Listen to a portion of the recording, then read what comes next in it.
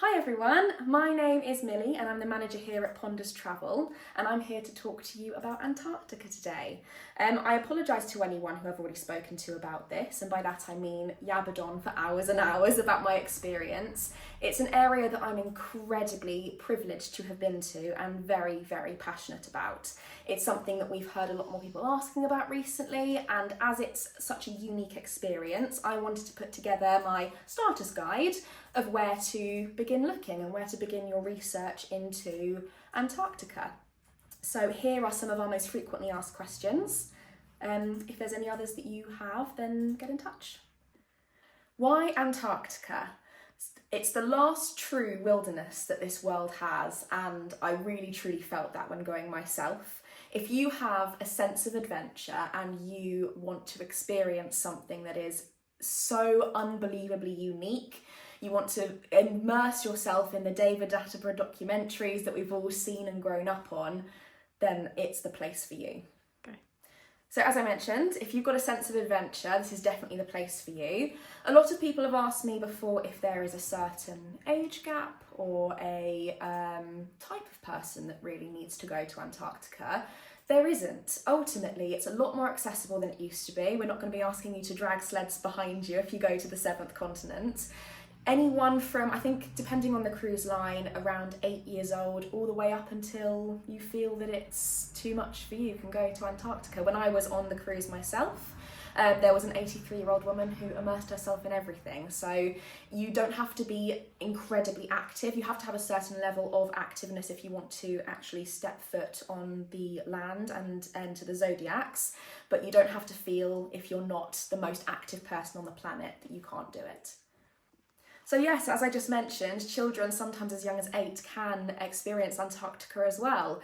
And there are so many things for them to do on board. There are some cruise lines, such as Lindblad, who provide a young explorer's experience where they really are immersed with the expedition team into Antarctica in an incredibly child-friendly way.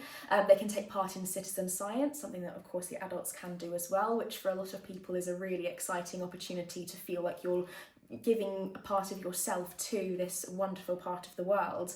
So there's definitely opportunities for all ages to enjoy themselves. So the main draw for most people is going to be the wildlife, and there is an absolute mass of it there. You can start by the 63 different bird species that can be found in the area, 7 of which are penguins, which of course are a massive draw for a lot of people. There's 5 different species of whale just in the Antarctic waters, and then in the Southern Sea you've got about 7 more that you could potentially see on the Drake Crossing, and there's about 6 different species of seal as well. When I was there, I saw a large amount of that. I didn't see every type of whale, I didn't see every type of everything, but every day we saw countless birds, seals in abundance, and plenty of penguins galore. Aside from the wildlife, you've got the most incredible scenery. It's absolutely insane. You've got, with Antarctica, it is on land, so you've got mountains, the snow is on top of that land. Depending on what time that you go to Antarctica as well, you can see more or less of the impressive ice. I mean, I went in February, which is towards the end of the season, and the glaciers and the icebergs, everything was still just exceptional. There was plenty of it, and you're not going to miss a single bit of ice when you're there. So when you're going to Antarctica, the classic itinerary is the peninsula, and you won't miss out on anything by just doing this. There's other options as well than just going to the peninsula, which is usually about an 8 or 9 day experience, depending on what you choose. On top of that, you can go down and cross the Antarctic Circle, which I was lucky enough to do, which is something that very few people get to do every single year, so that's a really exclusive experience. But also, if you're extreme wildlife lovers, you can enjoy South Georgia and the Falklands as an add-on, which does increase the duration of your trip to Antarctica, but can give you another kind of experience on top. The most important thing I would say is, obviously there is a very large cost implication for Antarctica, which I would never want to brush over, and there's obviously going to be a much larger cost implication to adding on extra nights to your trip. Doing the peninsula as the classic itinerary is still the most incredible experience, and you will see so much, and that is what, when you think of Antarctica, that is what you will see. But it's worth considering for yourself whether you have the time, the funds and the inclination to go and see some other things as well. So the most important thing you need to know is about the Antarctic Treaty. Now, some of you might already have done your research and looked into this, as it's a massive part of the experience of going to Antarctica. Essentially, to protect the area that you're visiting, which is the most important part, is the sustainability, only so many people, 100, can step foot onto Antarctic land at any one time. That means that if you have a ship that's got less than 200 people, you will see as much as you possibly can, because while half of you are exploring by zodiac, the other half of you will explore by land and then swap over. So you'll get to see as much as you can, and everyone will get the same amount of experiences. The more people you have on board, there are ships that take 500, even several thousand, they can only go so far, and your opportunities to step foot on land are severely reduced. So for some people who just want to see the scenery, that's absolutely fine, and we can of course advise on that. But if, like me, you wanted to get the most of your experience and step foot onto Antarctic land as much as possible, say you've been there, walk amongst the penguins, see the seals, that is the best option, and we can advise on those. Okay. When I speak to anybody about Antarctica, the first thing that a lot of people get nervous about is the Drake's Passage. We've all seen the videos of the waves going up and down, shaking the boat around. And this is something that I did, so I can speak quite openly on. That is part of the experience, some of the time. You either get the Drake Lake or the Drake Shake, and it's exactly as it sounds. I had the Drake Shake outbound, and then back to Ushuaia, we experienced the Drake Lake. So it was so still, really eerie actually. That is how you get down to Antarctica if you want to experience the whole thing by sea. I personally loved doing it that way, because during those 2 days of crossing down to Antarctica, you get to experience seminars, you speak to the expedition team, they're pointing things out. You still see a lot of wildlife on the Drake's Passage. I mentioned the whales in the South Sea, that's where you'll see them. So you get so much more out of the experience. You're not just simply waiting around to arrive in Antarctica. I myself get quite seasick, and so it was something I was worried about, and I brought lots of provisions with me that I can help guide you with as well, to help avoid myself being unwell. I was lucky, I wasn't unwell, and with all the help that I had and the wonderful doctor on board, everyone seemed absolutely okay. But if it is a concern to you, there are itineraries where you can fly the Drake instead. Now, this is a great opportunity if you don't have as much time, because it cuts 4 days off of the itinerary, because it's 2 days there, 2 days back. But also, if you are really nervous about crossing that Drake's Passage, then that flight is a great option for you.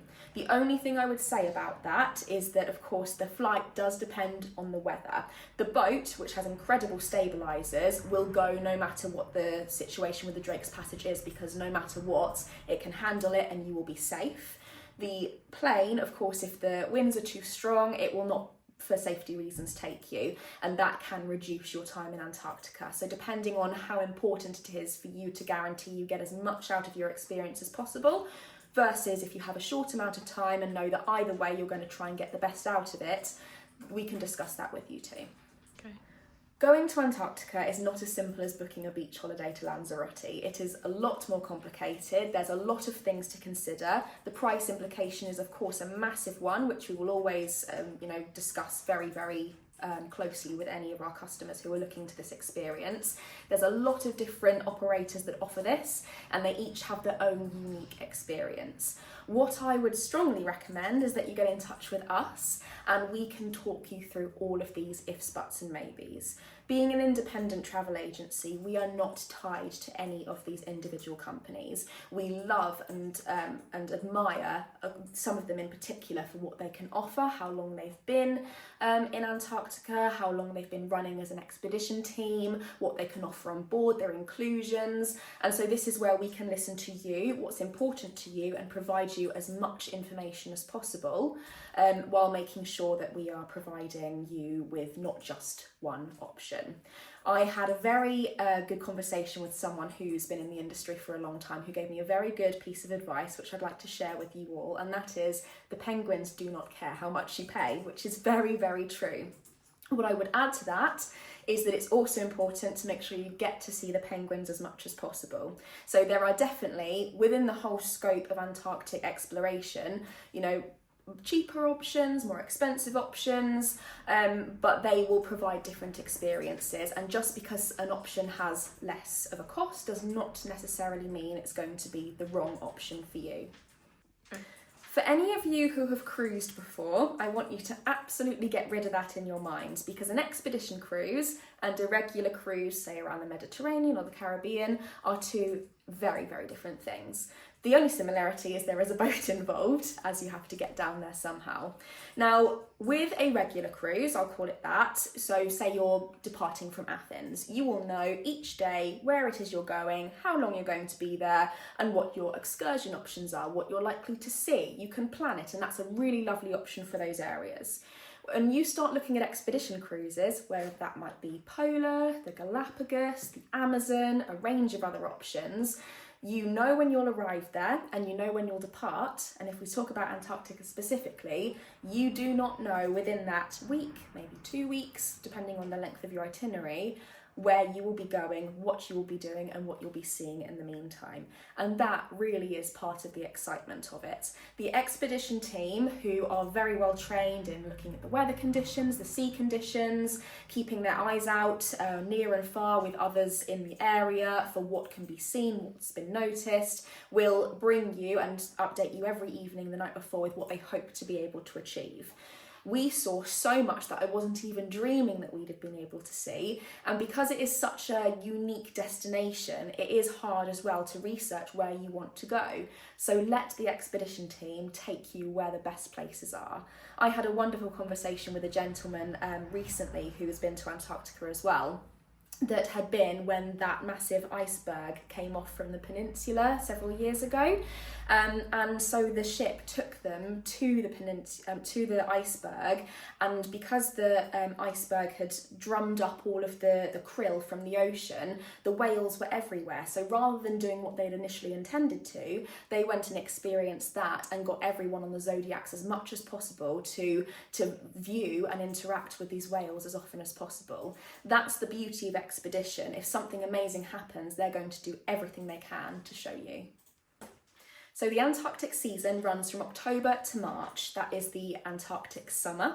And depending on what time you go between then every year, you will experience different things. There's no right or wrong time. And if you are a wildlife lover like me, I would recommend perhaps going January, February, March time, because that's when all the beautiful fluffy little penguin chicks are running around. You'll see more whales, you'll see more penguins. However, if you're going perhaps with your camera for a spectacular view of scenery, not that it wasn't spectacular when I went, then perhaps October or November time would be more suitable for you, because that's when it comes out of the Antarctic winter and the ice is even more impressive. But you won't then see as many whales because of the sea ice.